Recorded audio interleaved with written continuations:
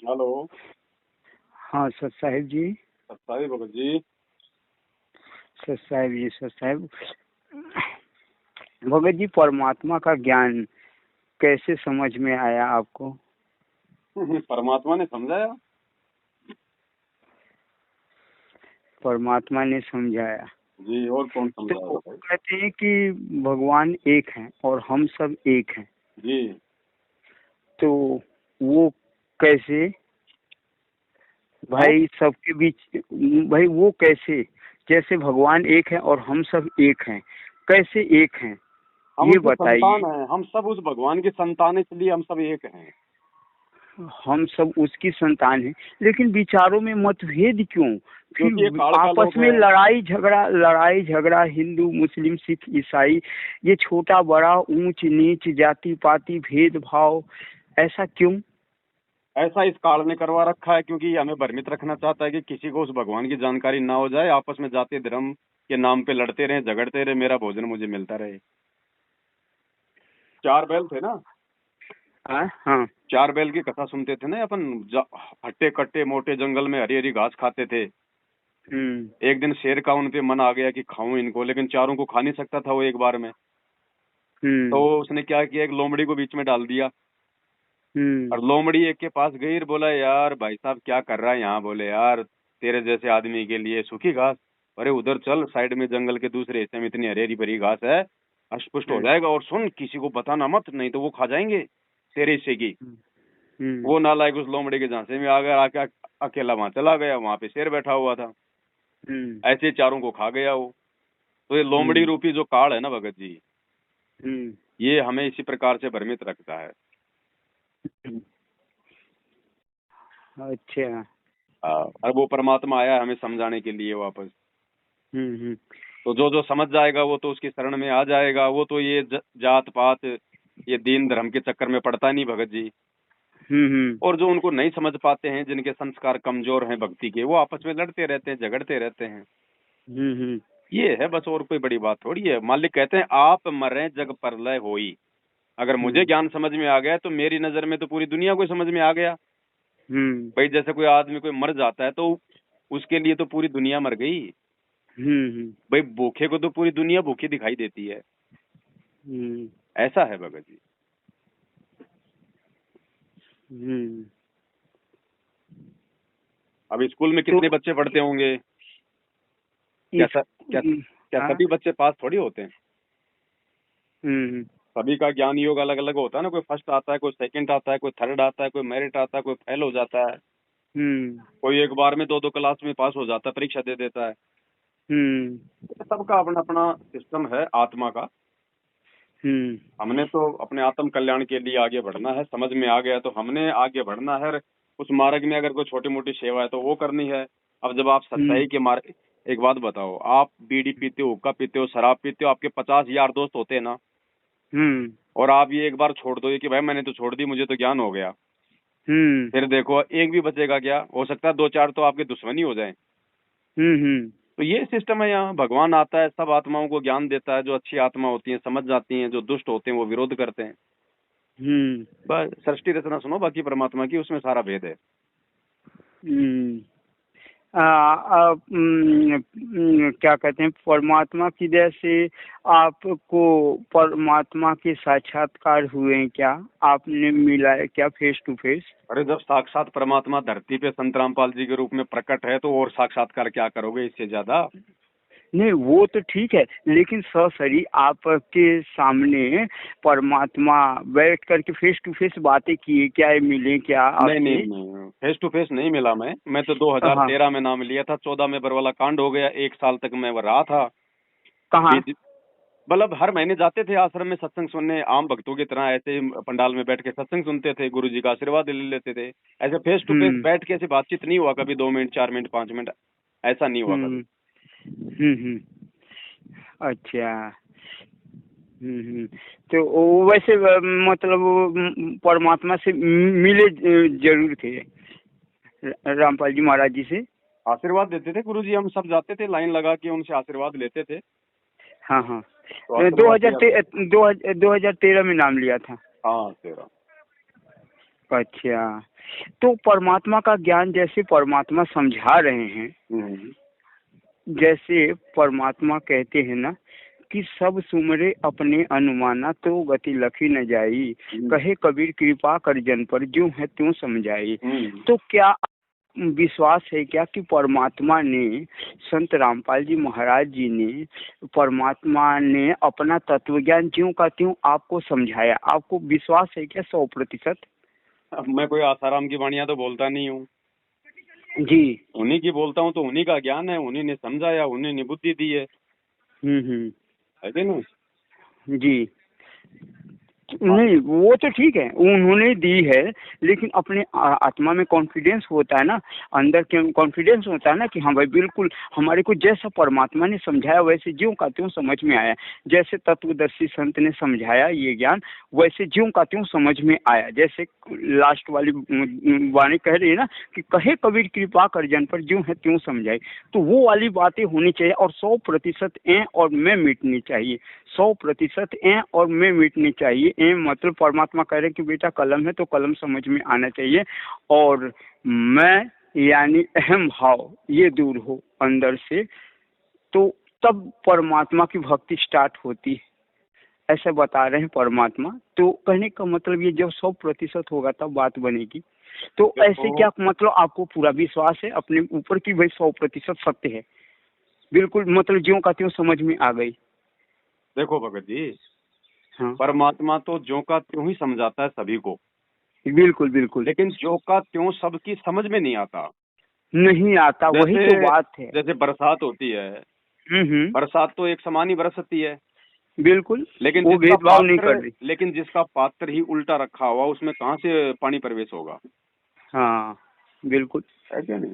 तो ये संस्कारों पे है। जैसे अगर बरसात बरसी हम्म तो जो उपजाऊ जमीन है उसमें तो फसल हो जाएगी, और बंजर में कुछ भी नहीं होगा। तो हम्म जिसके भक्ति संस्कार मजबूत है उसको तो समझ में आ जाएगा ज्ञान, और हम्म जिसके संस्कार कमजोर है वो बंजर है भगत जी, उनके समझ में नहीं आएगा। हम्म फिर इस मार्ग में क्या होता है कि परमात्मा जैसे लाखों को नाम देते हैं, हम्म फिर परमात्मा किसी एक आध आत्मा को निमित्त बनाते हैं अपने उस तत्व ज्ञान को और अच्छे से समझाने के लिए, हम्म है ना? अपने उस ज्ञान को और थोड़ा हम्म मतलब सरल तरीके से हम्म समझाने के लिए परमात्मा हम्म एक आध आत्मा को निमित्त बनाते हैं। हम्म तो वो थोड़ा विशेष दया होती है परमात्मा की उन आत्माओं के हम्म। ऊपर, अच्छा अच्छा। क्योंकि हम सब यंत्र हैं भगत जी। बिल्कुल जैसे बिल्कुल। हमारे घर में रेडियो है, अब हम्म रेडियो तो बनाने वाले ने बना दिया, हम्म। लेकिन रेडियो अपने आप थोड़ी चलेगा। सही है। उसकी आवाज को कम करना है, ज्यादा करना है, कौन सा स्टेशन पकड़वाना है, ये तो आदमी उसका कान मरोड़ेगा, उसका बटन दबाएगा तभी होगा ना। हम्म तो ये फिर परमात्मा के ऊपर है कि वो किस यंत्र रूपी आत्मा का वॉल्यूम कम ज्यादा करता है, ज्ञान योग वाला। हम्म हाँ, तो इसमें कोई जीव का तो कोई श्रेय है नहीं, कोई अहम भाव की तो बात है ही नहीं इसमें, क्योंकि हमें तो अपनी औकात का पता है भगत जी। पंखा चाहे 20 लाख रुपए का हो, जब तक उसका मालिक बटन नहीं दबाएगा वो नहीं चल सकता, उसको मिट्टी धूल जम जाएगी। तो पंखे की औकात नहीं है, इसलिए पंखे को कोई अहम नहीं होता, उसको कोई घमंड नहीं होता। उसको अपनी औकात का पता है कि तू निर्जीव है, तुझे चलाने वाला कोई और है। हम्म हम्म। नहीं तो वो अंदर अहम भाव भी तो आते हैं ना मन में। देखो, मन पांचों में। विकार तो सबके अंदर है भगत जी, हम्म। लेकिन परमात्मा जिन आत्माओं को निमित्त बनाता है ना, हम्म उन आत्माओं से परमात्मा उस अहम भाव को भगत जी समाप्त कर देता है। हम्म परमात्मा को पता होता है कि आगे चल के कौन सी चीज इसको बाधा करेगी, तो हम्म। परमात्मा पहले उस कांटे को निकाल देता है। उस आत्मा को परमात्मा उसी हिसाब से तैयार करता है। तो अहम भाव कैसे निकालता वो परमात्मा? देखो, अहम भाव तो भगत जी सबसे बड़ी चीज है ज्ञान। जब हम हम्म गुरुदेव का ज्ञान सुनेंगे, आज से पहले हम्म जिन लोगों ने अहम किया, रावण ने किया, कंस ने किया, हम्म दुर्योधन हम्म ने किया, तो ये हम्म किस्से कहानियां जो परमात्मा हमें समझाते हैं, ये हमें क्यों समझाते हैं कि भैया उस इतिहास से कोई शिक्षा ले लो। उन्होंने अहम भाव रखा, एंड में उनके साथ में क्या हुआ वही तुम्हारे साथ हम्म होगा। हम्म ठीक है, फिर परमात्मा की भक्ति जो है, भक्ति के प्रभाव से ये पांचों गुण धीरे धीरे निष्क्रिय हो जाते हैं। हम्म ये फिर वो प्रभाव नहीं कर पाएंगे जो प्रभाव ये बिना ज्ञान के जो पहले किया करते थे। भक्ति में ऐसा कोई ये मतलब कांड नहीं करवाएंगे जिससे कि हम परमात्मा से दूर हो जाएं। परमात्मा चाहने वाली आत्मा को। बाकी जो बकवादी हैं उन पे तो ये हावी हैं ही हैं, उनके तो ये बेइज्जती भी करवा देते हैं, उनकी बदनामी भी करवा देते हैं, उनसे कुकर्म भी करवा देते हैं। लेकिन जो परमात्मा चाहने वाली आत्मा है, जैसे आपको ज्ञान समझ में आ गया और आपने ठान लिया कि धरती पे भगवान है, तो संत रामपाल जी है, इनको नहीं छोड़ूंगा चाहे मेरी गर्दन उतर जाए। और दूसरी तरफ आपके कुछ ऐसे संस्कार हैं कि आपके साथ में कोई घटना घटित होनी है, तो परमात्मा आपके उस भक्ति वाले भाव को देखते हुए आपके उन संस्कारों को परमात्मा काट देता है जो आपको नुकसान करने वाले थे। तो ऐसे परमात्मा मालिक कहते ना, शरण पड़े को गुरु समाड़े, जान के बालक भोला रे, कहे कबीर चरण चित राखो, ज्यों सुई में डोरा रे।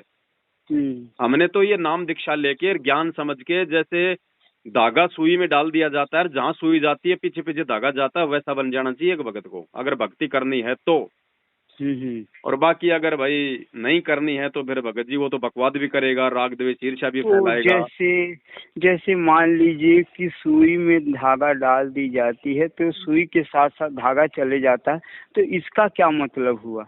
मतलब जो गुरु के पीछे पीछे उसका शिष्य, मतलब जो गुरु है वो सुई है, धागा उसका शिष्य है। जैसा गुरु आदेश देगा, जैसा गुरु ज्ञान देगा, शिष्य उसी अनुसार चलेगा, अपने गुरु के ऊपर ब्लाइंड फेथ करके।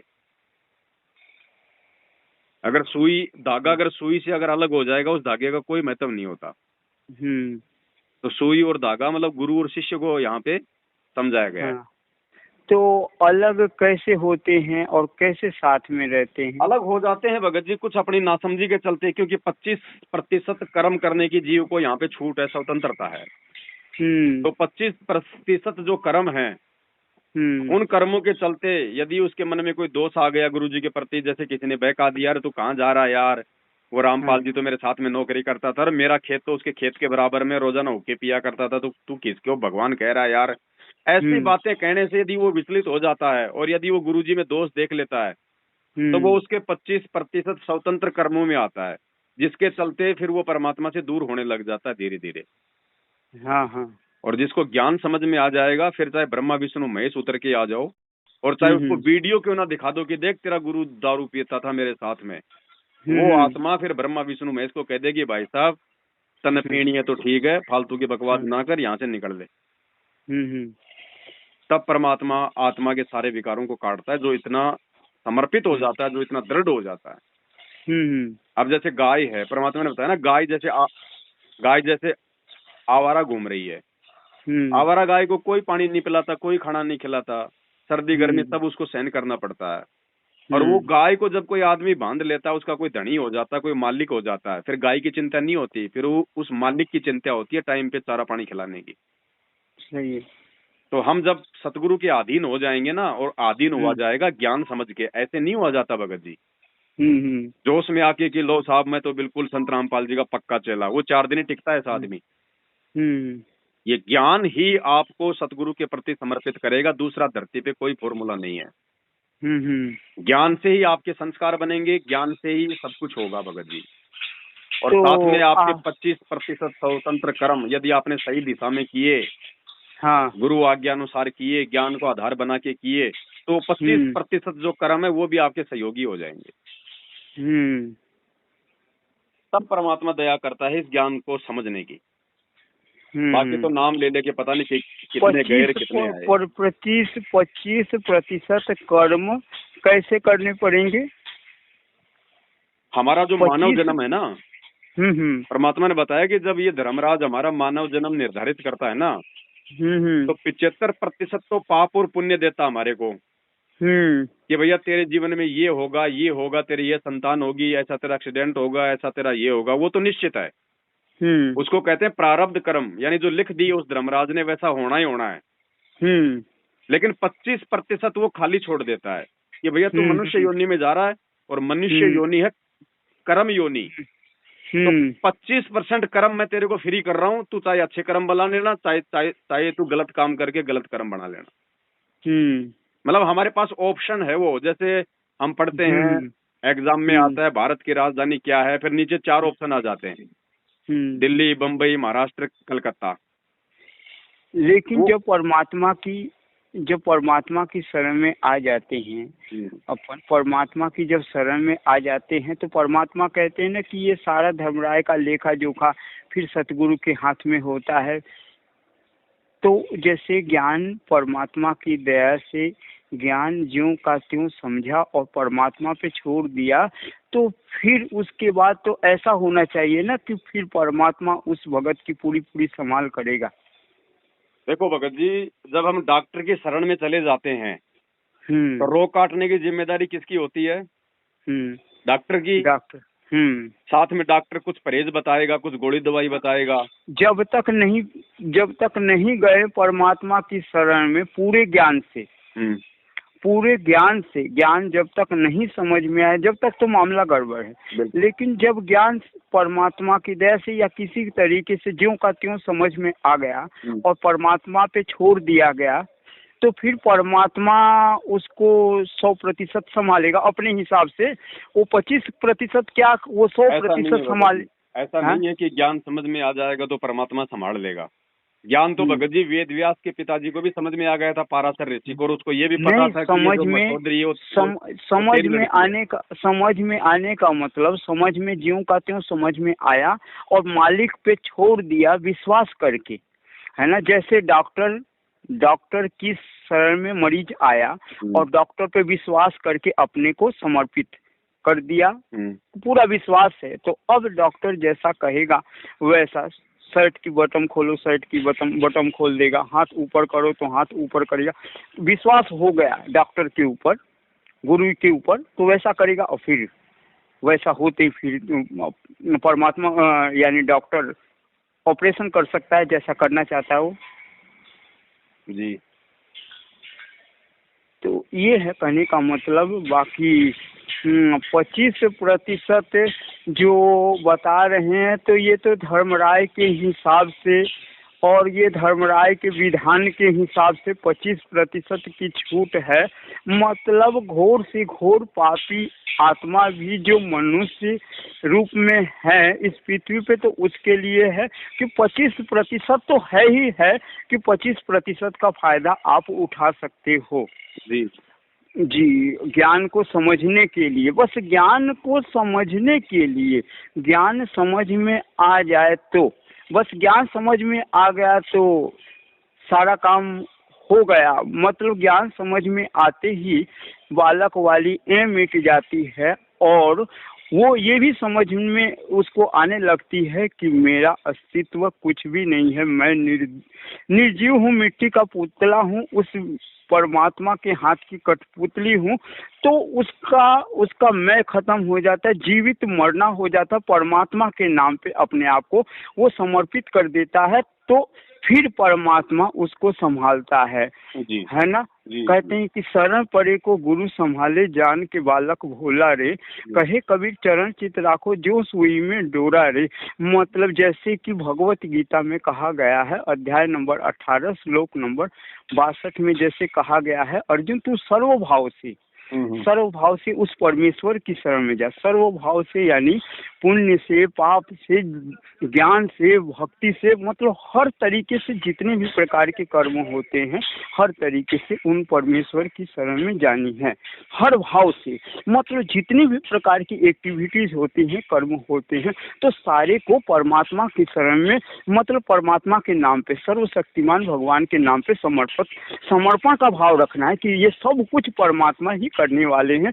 उन परमेश्वर की दया के बगैर एक पता नहीं हिलता, और जो कुछ भी हो रहा सबका क्रेडिट वही परमात्मा के नाम पे हम छोड़ रहे हैं। तब परमात्मा जो है हमारी ज्यों का त्यों मतलब संभाल कर। मतलब क्या होता है भगत जी? समर्पण, समर्पित का मतलब क्या होता है? वो भाव बन जाए हमारे अंदर, नहीं, वो परमात्मा के प्रति। नहीं।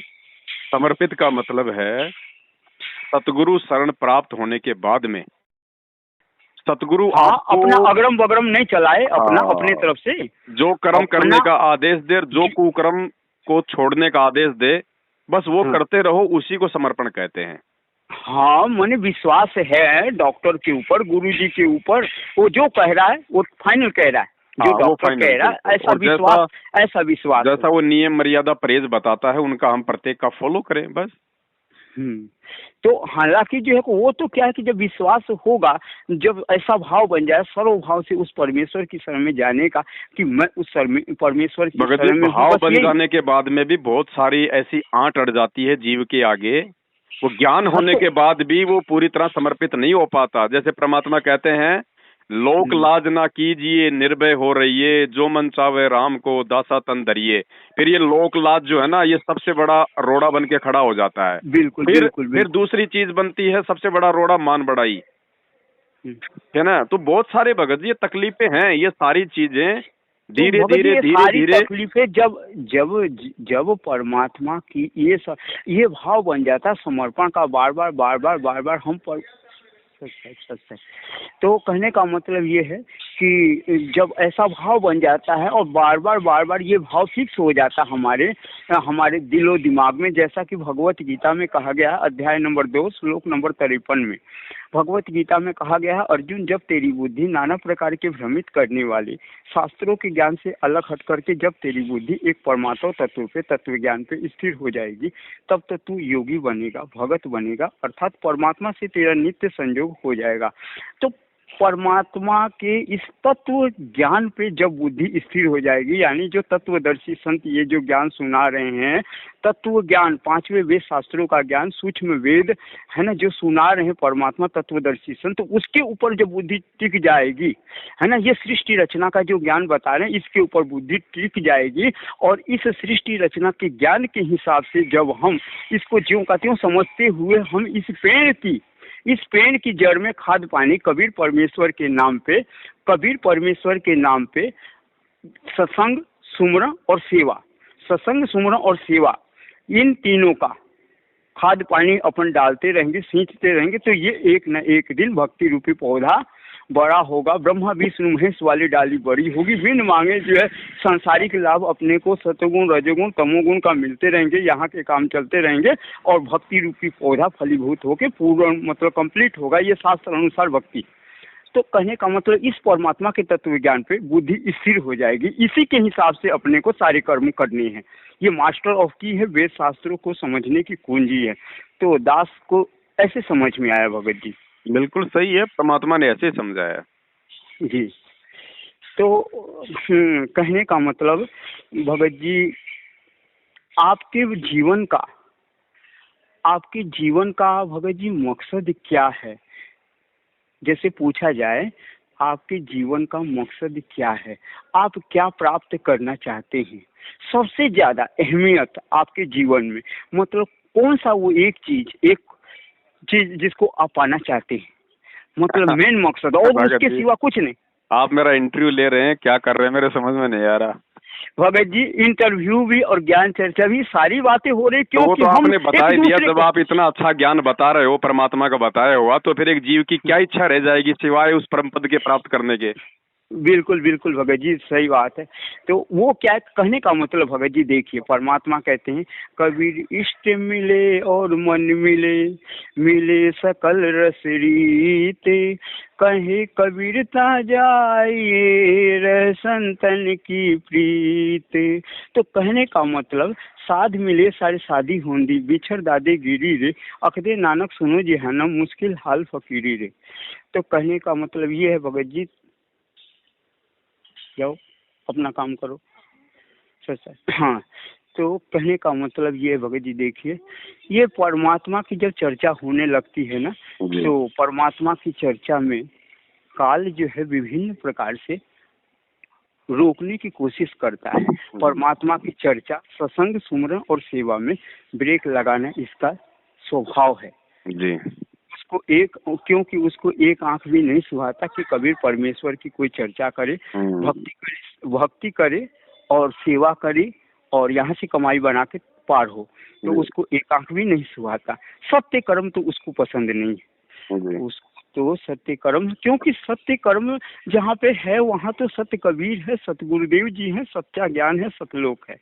और जहाँ पे ये सत्य का अभाव है वहाँ पे असत्य ही असत्य है, यानी नासवान भगवान का पैरा है जी। काल भगवान। तो ऐसे करके भगत जी परमात्मा की दया से आप अभी कहाँ मिलेंगे? क्या करोगे, पकड़वाओगे? अरे भगत जी कहाँ भगवत ऐसी देखिए भगत जी क्या अब मजाक कर रहे हैं भगत।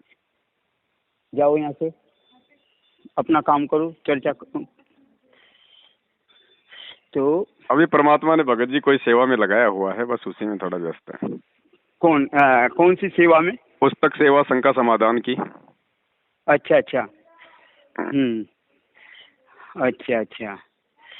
तो परमात्मा की दया से फिर बाद में हो जाएगी क्या बात?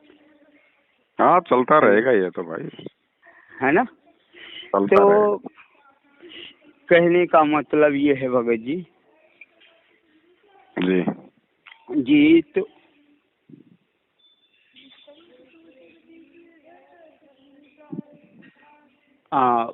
भगत जी जैसे डर होता है ना, डर, ये डर कैसे समाप्त हो, कैसे हिम्मत बढ़े परमात्मा के प्रति तन मन धन के साथ समर्पित होने का?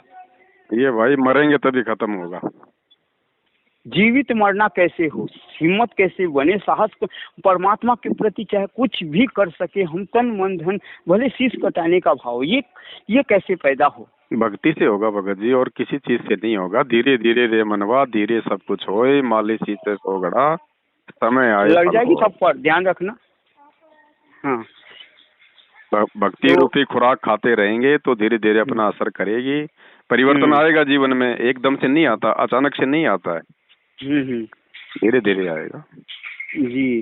जीवित मरने वाली स्थिति भी आएगी, लेकिन आज हम सोच ले कि आज ही जीवित मरने वाली स्थिति हो जाए, वो अचानक से संभव नहीं है भगत जी। समय अनुसार ही सारी प्रक्रिया होती है।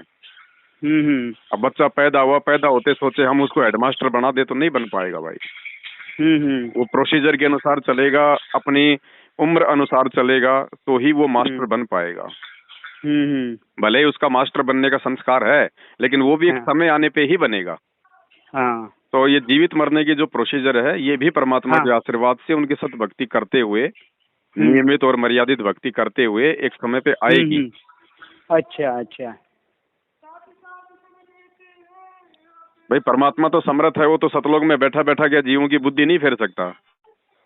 आज जितने लोग उनका विरोध कर रहे हैं, क्या एक सेकंड में वो सबको लाइन में नहीं ला सकता?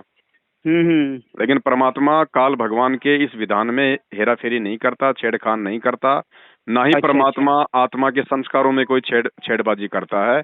जब आत्मा परमात्मा की शरण में आ जाती है, उस समय परमात्मा यदि आवश्यक चाहेगा, जो भगत के हित में होगा, तो परमात्मा उसमें फेरबदल कर सकता है, जब वे सतगुरु रूप में धरती पे होते हैं।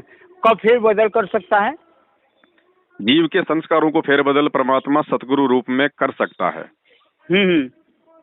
क्योंकि जब परमात्मा सतलोक में होते हैं तो वो निर्गुण रूप होता है। सतलोक में बैठा हुआ परमात्मा इस धरती के किसी भी प्राणी के संस्कार में कोई फेरबदल नहीं करता है।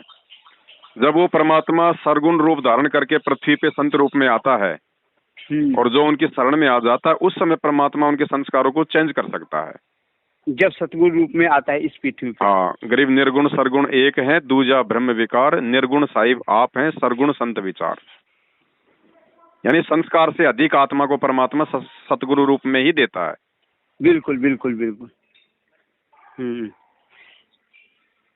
हाँ, तो भगत जी परमात्मा की दया से आपके दिल में कुछ इस सांसारिक लोक से कुछ प्राप्त करने की कोई तमन्ना है? भगत जी, गोबर में हाथ देके क्या मिलेगा? कुछ भी इच्छा नहीं है? पैसे, रुपए, धन, दौलत, रजोगुण, सतगुण, तमोगुण, कोई भी इच्छा? जितनी आवश्यकता है उतनी परमात्मा पूरी कर रहा है। फालतू की आवश्यकता हम मन में पालते नहीं है। अच्छा अच्छा। फिर और क्या चाहिए भगत जी? बिना मांगे परमात्मा सब कुछ दे रहा है तो क्या मांगे?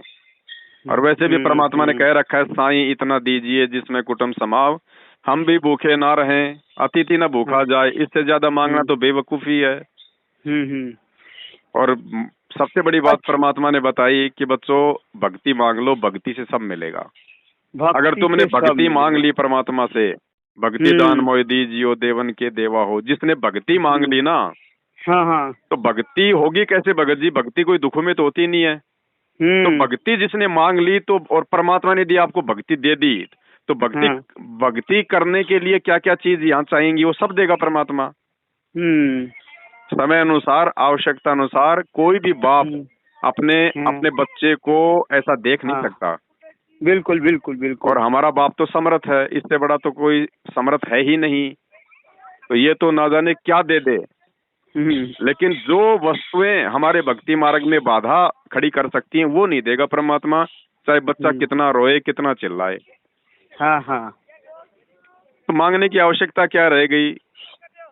अच्छा। परमात्मा कहते हैं ना, बिन बोलियां सब कुछ जानदा, किस आगे कीजे अरदास। तो बिना मांगे, अंतर्यामी उसी की तो कहते हैं, चीटी पायल बाजे पैर, साहिब सुनता है सब लहर। जो बिना मांगे, अरे जो आज हमारे मन में भी नहीं आई बात, उसको भी परमात्मा जानता है कि 2 साल बाद ये क्या सोचेगा और क्या मांगेगा और क्या करेगा।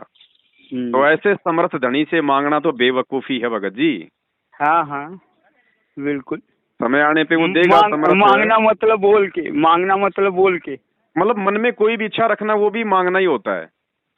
तो वो तो भगत जी मन में आती है जो कोई प्रेरणा, तो परमात्मा की दया से जो आती है, वो कंट्रोल में थोड़ी होता है। नहीं, बातें तो आएंगी मन में। हाँ। लेकिन उन बातों के वशीभूत हो गया, आपने कोई इच्छा कर ली कि यार 100 गज का प्लाट होना चाहिए, तो वो मांगना हो गया, चाहे आप मुंह से मत बोलो, क्योंकि मन कर्म वचन की भक्ति है। अगर आपके मन में भी आ गया ना कि यार 100 गज का तो प्लाट होना चाहिए, तो सोचो आपने मांग लिया परमात्मा से, क्योंकि आपने इच्छा कर ली। अच्छा, एक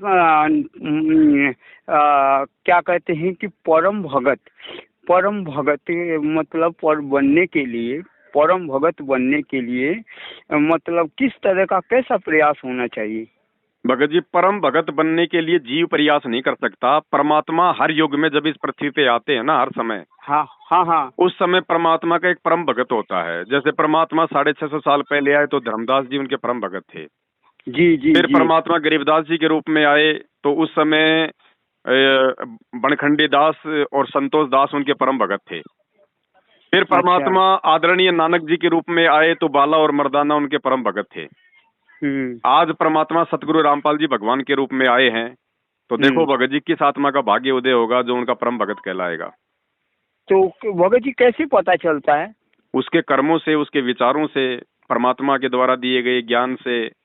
हाँ हाँ, तो उसके क्या लक्षण होते हैं, कैसे पहचाने उस भगत को? जो परमेश्वर के काम करता है वही भगत जी उसका परम भगत होता है। जो संघर्ष परमात्मा तो करेगा। आप कैसे पहचानेंगे उस भगत को? अगर वो भगत आ जाए, परमात्मा का परम भगत आपके सामने आ जाए, नजरों के सामने आ जाए और वो आ करके जो है चला जाए, आपसे 2 शब्द बातें करके, तो कैसे आपको कैसे पता चले वो परमात्मा का भगत, वो परमात्मा का भगत जो परम भगत होता है वो परमात्मा स्वयं ही होता है? नहीं, परमात्मा स्वयं नहीं होता है भगत जी। क्योंकि परम भगत भी, क्योंकि बताते हैं कि साहिब से सतगुरु भय, सतगुरु से भय साधे, मतलब वो परमात्मा भगवान है, वो तो है ही है, और इसके अतिरिक्त सतगुरु रूप में आया हुआ तत्वदर्शी संत के रूप में वो भी वही भगवान है। और जो सच्चा परम भगत होता है, जो एक एक वचनों के हिसाब से उसके वचनों पे चलने वाला, तत्व ज्ञान को समझने वाला, ज्यों का त्यों कहे कबीर कृपा कर जन पर ज्यों है त्यों समझाए, वो समझ करके ज्यों का त्यों प्रैक्टिकल वो भक्ति करने वाला, वो तो स्वयं ही होता है, वो स्वयं ही होता है, वो तो परम भगत कहलाता है। वो तो एक ही शरीर में परमात्मा की 3 भूमिकाएं हैं। एक ही शरीर में भी हो सकता है और 3 रूपों में भी हो सकता है। नहीं। एक परमात्मा 3 स्थिति में लीला करता है, टेक केयर करता है। जैसे एक तो सतलोक में, और एक जो है तत्वदर्शी संत के रूप में, और तीसरा जो है भगत के रूप में। हमें पता भगत जी आपको बहुत अच्छा ज्ञान है, लेकिन एक अच्छा वक्ता बनने के लिए थोड़ा भगत जी मतलब श्रोता भी बनो अच्छा। जो आप कह रहे हैं ना वैसे नहीं होता है।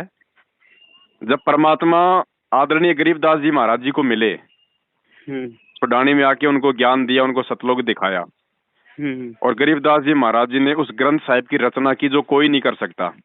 क्या वो गरीबदास जी महाराज उस कबीर परमात्मा का परम भगत कहलाए क्या? कौन? गरीबदास जी कबीर साहिब के परम भगत कहलाए क्या? गरीबदास जी महाराज जी वो स्वयं जो है, मतलब वो कबीर परमात्मा ने जब मैं आपकी बात कह रहा हूँ भगत जी। अभी आपने कहा ना कि परमात्मा स्वयं ही परम भगत बनता है। हाँ तो स्वयं तो ही गरीबदास परम जी भगत। रूप था ना, परमात्मा का हाँ, रूप था गरीबदास जी का। तो गरीबदास हाँ, जी हाँ। तो गरीबदास जी उस कबीर परमात्मा का परम भगत क्यों नहीं कहलाया? परम भगत के कहलाने में कमी कहाँ रही? नहीं गरीबदास जी ऐसा बंदी नहीं छोड़ होता, कहलाए, ऐसा नहीं बंदी होता। छोड़ कहलाए, बंदी छोड़ गरीबदास जी कहलाए, बंदी छोड़ बंधनों से छुड़ाने वाला। अब उसमें जो है मतलब मैं परम भगत की बात कर रहा हूँ भगत जी। नहीं, परम भगत कह दो, सच्चा गुरु कह दो और वो भगवान कह दो, तीनों स्थिति, तीनों पदवी उसी के हैं। समझने का फर्क है भगत जी अभी थोड़ा। भगत जी ये तीनों पदवी उसी के हैं, चाहे चलो ठीक परम है भगत जी, दास को हो सकता है ज्ञान नहीं हो, परमात्मा ने आपको थोड़ा नहीं तो भगत जी कोई बात नहीं, तो थोड़ा आप विचार करेंगे तो तीनों अंग एक बताया है। दास तो विचार करके ही बोल रहा भगत जी। तीनों हाँ, युग तो परमात्मा तीनों अंग के एक ही एक। शरीर की स्थिति है। एक ही शरीर की स्थिति, शरीर की स्थिति क्या, शरीर की अलग अलग स्थिति भी हो सकती है, लेकिन वो है, वो एक ही पूरा परमात्मा की कंप्लीट पावर। ऐसा नहीं है Bhagat ji. Complete power, unlimited power, वो गरीबदास जी के माध्यम से, या जहाँ परम भगत तो 650 साल पहले परमात्मा आए थे कबीर रूप में। हाँ, सतगुरु की भूमिका में थे ना। यानी साहिब से वो सतगुरु बने ना। हाँ, सतगुरु से फिर उन्होंने रामानंद जी से नाम लेके एक संत की भूमिका निभाई ना, एक भगत की भूमिका निभाई ना। लेकिन उसके बाद उस कबीर परमात्मा का परम भगत कौन कहलाया? धर्मदास। तो इन चीजों को समझो भगत जी। हाँ, दास तो भगत जी समझ रहा है, परमात्मा जो है और परम भगत में परम भगत अलग होता है। शिष्य रूप में परम भगत एक मतलब जैसे रामचंद्र जी आए थे त्रेता युग में, तो उनका परम भगत उस समय कौन था? भगत जी तो वो रामचंद्र जी की बात अलग हो रही है, ये काल लोक के अवतार। नियम सब एक ही है भक्ति में। गुरु जी ने क्या बताया कि खेल चाहे स्टेट लेवल का हो चाहे इंटरनेशनल लेवल का हो, नियम एक जैसे ही है। तो रामचंद्र जी हो चाहे कोई जी हो, भक्ति के नियम एक जैसे ही भगत जी। तो नियम मतलब वो एक परमात्मा का वो एक कंप्लीट वो पावर की बात हो रही है। और यहाँ पे जो कंप्लीट पावर नहीं देता परमात्मा किसी को भी अपनी। हाँ, अपनी कंप्लीट पावर परमात्मा किसी को नहीं देता, फिर तो वो भी परमात्मा ना बन जाएगा उसके बराबर। परमात्मा और परमात्मा की वाणी कह रही है, परमात्मा भगत की बुद्धि बोलता है थोड़ी बहुत, इससे ज्यादा। परमात्मा कहते हैं कि जिसके ऊपर कहे कबीर कृपा कर जन पर, ज्यों है त्यों समझाई, अपनी महिमा किसी विशेष जन के ऊपर कृपा करके ज्यों का त्यों समझाता है। तो कहने का मतलब जब तक भगत भगवान में अंतर रहेगा, भगत और गुरु में अंतर रहेगा, तब तक वो भगत पक्का बना नहीं। अंतर नहीं होना चाहिए। अंतर ही तो समाप्त करने के लिए मालिक का ये तत्व ज्ञान है।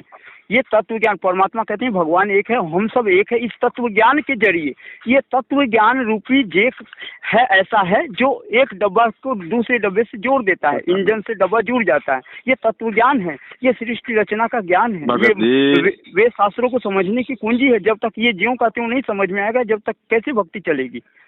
ये तत्व ज्ञान के अभाव में हो रही साधकों की दुर्दशा परमात्मा अंधश्रद्धा भक्ति में बता रहे हैं, है ना। और ये ज्ञान जिसको भी परमात्मा ने दिया, जिसको भी कंप्लीट कराया। ये फालतू की पुस्तकें ज्यादा पढ़ ली आपने भगत जी। फालतू की पुस्तकें तो दास ने नहीं पढ़ी, वो जो परमात्मा ने जो भगत जी मैनेजमेंट जो छाप रहा है ना, ये फालतू की है, बहुत सारी मिलावटें हैं इनमें। अरे ट्रेन देखी आपने? ट्रेन देखी है जी? ट्रेन जो ट्रेन का इंजन होता है वो भी डब्बे के जैसा ही होता है ना। ट्रेन का इंजन भी डब्बे के जैसा ही होता है ना। तो क्या बाकी डब्बों को भी आप इंजन बोलोगे क्या? भगत कभी भगवान नहीं बन सकता, जीव कभी पीव नहीं बन सकता। परमात्मा कुछ गुण दे देता अपने। अब नहीं, आप कह रहे हैं कि जीव पीव नहीं बन सकता, और परमात्मा कह रहे हैं कि उस परमेश्वर की महिमा में इम्पॉसिबल कोई वर्ड है नहीं। कीट न जाने भृंग को यूं गुरु कर ले आप समान। तो उसके आगे का भी सुना करो फिर थोड़ा बहुत, उसके आगे का भी सुना हो परमात्मा का। नहीं, अब अपने जैसा बना लेता तो फिर आगे का कुछ बाकी नहीं रहा। अरे अपने जैसा बना लेता है। वो ट्रेन का इंजन भी ट्रेन के डब्बों की तरह दिखाई देता है, लेकिन इंजन होता है। उसकी जो पावर है वो डब्बों में नहीं हो सकती। भगत जी, दिखाई देने की बात अलग होती है और वास्तव में जो क्षमता की बात अलग होती है। दिखाई देने में भी अंतर पड़ता है डब्बा और वो क्या कहते हैं। सत्साई भगत जी, सत्साई। मैं आपको एक लास्ट एक बात बोलता हूँ। जी जी जी। परमात्मा ने 4 प्रकार के भगत बताए, अर्थार्थी, जिज्ञासु, वो तो भगवत गीता बता रही। ठीक है, वो भगवत गीता बता रही है। अच्छा, गुरु जी नहीं बता रहे? भगवत गीता बता रही है। और अरे तो भगवत के गीता हिसाब कहाँ से आ गई? कोई ऊपर से टपकी है क्या भगवत गीता? भगवत गीता ऊपर से तो नहीं टपकी है, लेकिन उसमें परमात्मा बता रहे हैं भगवत गीता को महत्व ज्यादा दे रहे हो आप, कमाल कर रहे हो यार। जब परमात्मा ने भगवत गीता को खोल के बता दिया, वेदों का ज्ञान देने वाले संत रामपाल जी भगवान, वो गीता हाँ, उन वेदों का निष्कर्ष है। आप कह रहे हो कि गीता बता रही है, गीता बता रही है। गीता से पहले किसने बताया? हाँ, गीता से पहले किसने बताया? वो तो सबसे पहले तो परमात्मा ने ही बताया। तो मैं डायरेक्ट उन्हीं का नाम ले रहा हूँ, तो फिर आप कह रहे हो नहीं गीता ने बताया, गीता ने बताया। भगत जी आपकी जो कैटेगरी है ना, नहीं गीता अब सुन लीजिए, मेरे पास इतना समय नहीं है बड़े भाई, मैंने बहुत सुन लिया आपको। हाँ, आपको ज्ञान है, मैं मानता हूँ, बहुत अच्छी बात है। आपकी जो स्थिति भगत जी वो जिज्ञासु भगत जैसी है। आप इस ज्ञान को अपने ऊपर भी धारण करो, खाली भगत जी वक्ता मत बनो। भगत जी वक्ता नहीं आप बन रहा, जिज्ञासु है भगत जी, और जिज्ञासु भगत को परमात्मा ने बताया कि अंत में वो डूबता है। भगत जी अब ये डूबने का तो आप धारण करो। आप तो मेरे साथ में वो कंपटीशन कर रहे हो कि मैं आपसे कम नहीं हूँ ज्ञान में। अरे ठीक है भाई, आप मेरे से बहुत ज्यादा ज्ञान में हो, मुझे तो ज्ञान है ही नहीं। नहीं, कम और ज्यादा की बात नहीं हो रही है भगत जी, कम और ज्यादा स्वीकार नहीं कर रहे ना आप, केवल बातें बता रहे हो, आप उन चीजों को स्वीकार नहीं कर रहे भगत जी। भगत जी स्वीकार तो जब की जाए। अब आप डब्बे को और इंजन को एक ही कैटेगरी में लोगे तो भगत जी कौन आपकी बात को स्वीकार करेगा? भगत जी डब्बे को और एक ही कैटेगरी में कैसे? अरे भैया बाप है, बाप बिल्कुल अनपढ़ है, गंवार है, गांव में खेती बाड़ी करता है, और उसका बेटा पढ़ लिख के IAS बन गया, प्रधानमंत्री बन गया, फिर भी वो बाप ही रहेगा। वो बेटा उसका बाप नहीं बन सकता, जीव कभी पीव नहीं बन सकता। इन चीजों को समझो। लेकिन मालिक की वाणी कह रही है, कीट न जाने भृंग को यूं गुरु कर ले आप समान। परमात्मा का मतलब क्या होता है? अपने जैसा गुण। सुनो रे मेरे भाई, मेरे उस्ताद सुनो, आप समान का मतलब क्या होता है? जैसे एक बाप है, हाँ, एक बाप ने अपने दो बेटों को अपने पैरों पे खड़ा कर दिया, एक को बना दिया जिला कलेक्टर, एक को बना दिया उसने जो है मतलब हेडमास्टर। हाँ। अब वो बोलने में क्या बोलेंगे कि भैया उसने दोनों बेटों को बराबर कर दिया। अरे बराबर कहाँ से हो गए? एक DC और एक हेडमास्टर है, दोनों की पावर में रात दिन का अंतर है, लेकिन बोलने में क्या कहा जाएगा कि दोनों को उसने अपने पैरों पे खड़ा कर दिया, दोनों को बराबर कर दिया। तो इसलिए परमात्मा कहते कीट जाने भृंग को गुरु कर ले आप समान। आप समान करने का मतलब है परमात्मा जीव में थोड़े बहुत अपने जो है गुण दे देता है, जिससे कि वो भक्ति कर सके। बस इससे ज्यादा भगत जी मेरी औकात नहीं है समझाने की, थोड़ी सेवा बाकी है, मेरी सेवा चल रही है, फिर कभी बात करेंगे। और संगत में बहुत है, बहुत अच्छे भगत हैं दास से, आप थोड़ा उनसे बात कर लो। अच्छा सत्साई बस अब नहीं कर पाऊंगा भगत जी, मुझे पार्सल लगाने शंका समाधान पुस्तकों के। वो ठीक है भगत जी, मालिक की दया से कर लीजिएगा। और ये भी जो है परमात्मा ने सेवा दे रखी है आपको, और बहुत दिन से ये मान के चलिए मालिक की दया से दास सोच रहा था बात करने की, मालिक की दया से आज हो रही है बात कर तो भगत जी दास ने आपसे। दास ने आपको आपकी स्थिति भी बता दी है, आप एक जिज्ञासु भगत हैं, आप थोड़ा भगत जी ज्ञानी भगत बनने का प्रयास करें। अच्छा, तो ज्ञानी कैसे बना जाए? अब ये मुझे नहीं पता भगत जी, ये किसी और से पूछ लो आप। अब भगत जी आप बताएंगे जब ही तो बात बनेगी। भगत जी बस अब समय नहीं इतना, फिर कभी बात करेंगे। फिर